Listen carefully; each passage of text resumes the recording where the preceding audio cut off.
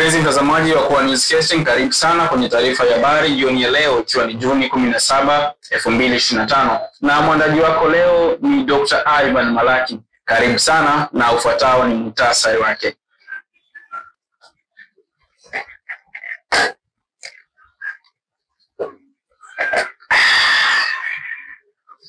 Waandamanaji walijitokeza wakidai haki za Albert Ojwang nchini Kenya, na tunaangalia kilicho bora zaidi ya kusitisha mapigano. Donald Trump asema hivyo, lakini pia takriban watu 45 wauawa karibu na eneo la kutoa misaada Gaza Hamas.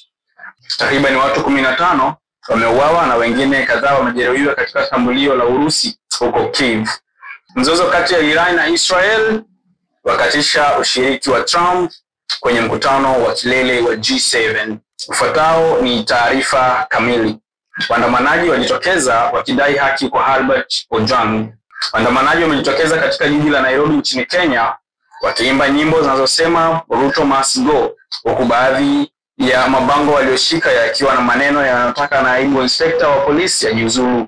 Waandamanaji hao ambao pia wameshika bendera za Kenya wamevaa fulana zenye picha za Ojwang, kijana aliyekufa akiwa amezuiliwa pamoja na watumwa wengine walioshikwa na polisi. Lagat anapaswa kujiuzulu, sio kujiondoa, moja ya bango lilikuwa limesema hivyo. Hata hivyo, wakati waandamanaji walipokuwa wameanza maandamano ya amani, ghafla kulionekana msururu wa pikipiki zilizoshukwa kwa wahuni waliopanga kuingilia maandamano hayo na kuanza kuvamia waandamanaji. Inadaiwa waandamanaji walipandwa na hasira na kuvamiwa mmoja waliokuwa kwenye msafara wa pikipiki na kuanza kumshambulia. Naibu inspekta mkuu wa polisi Eliud Lagat aliondoka kwenye cheo chake kupisha uchunguzi uendelee kwa sababu ya kifo cha Albert Ojwang, mwanablogu aliyekufa mikononi mwa polisi. Katika taarifa iliyotolewa Juni 16, 2025, Lagat alisema amechukua hatua hiyo kwa nia njema kutokana na jukumu na wajibu alionao kwenye nafasi yake. Lagat aliongeza kuwa majukumu yake yatatekelezwa na naibu wake hadi uchunguzi utakapokamilika. Mamlaka huru ya uangalizi wa polisi IPOA imethibitisha kwamba Albert Ojwang alikufa ndani ya seli ya polisi, madai ambayo yalikizana na taarifa iliyokuwa imetolewa awali kwamba mwanablogu huyo alijiua. Tunaangalia kilicho bora zaidi ya kusitisha mapigano. Rais wa Marekani Donald Trump amezungumza na waandishi wa habari kwenye ndege ya Air Force One. Trump amesema hatafuti kusimamisha mapigano, lakini tunaangalia kilicho bora zaidi kuliko usitishaji mapigano. Alipoulizwa ni kitu gani bora kuliko usitishaji wa mapigano, alisema mwisho kabisa wa hili, sio usitishaji bali mwisho. Trump kwenye jukwaa lake la Truth Social Platform ameandika kwamba hajawasiliana na Iran kuhusu mazungumzo ya kusitisha mapigano kwa namna yoyote ile. Rais wa Marekani ameongeza kuwa Iran ilipaswa kutia saini makubaliano ambayo aliweka wakati wa mazungumzo ya hivi karibuni kuhusu mpango wa nyuklia wa Iran. Ameandika, hizi ni habari za uzushi zaidi za uongo. Ikiwa wanataka kuzungumza, wanajua jinsi ya kunifikia. Walipaswa kutia saini makubaliano yaliyokuwa mezani, ingeokoa maisha ya wengi. Takriban watu 45 wauawa karibu na eneo la kutoa msaada Gaza Hamas. Makumi ya Wapalestina zaidi wameuawa na wengine wengi kujeruhiwa katika kisa cha hivi punde karibu na eneo la kusambaza misaada huko Gaza. Wizara ya Afya inayosimamiwa na Hamas inasema kuwa watu 45 wameuawa kwa kupigwa risasi na wanajeshi wa Israeli. Hospitali kuu inayofanya kazi katika eneo hilo inazidiwa na idadi ya majeruhi. Kwa Newscasting imeomba wanajeshi wa ulinzi wa Israeli kutoa maoni yao. Hili linawezekana kuwa tukio baya zaidi kufikia sasa katika ufuatiliaji wa risasi karibu kila siku ambao unafanyika karibu na maeneo ya usambazaji wa misaada huko Gaza. Walioshuhudia wanasema kuwa wanajeshi wa Israeli walifyatua risasi na kushambuliwa kwa makombora eneo karibu na mkutano wa mashariki mwa mji kusini mwa Khan Yunis, ambapo maelfu wa Palestina walikuwa wamekusanyika kwa matumaini ya kupokea chakula. Katika hospitali ya Nasar kuna msongamano mkubwa kiasi kwamba majeruhi wengi wamelala chini, huku wahudumu wa afya wakiwatibu majeraha yao.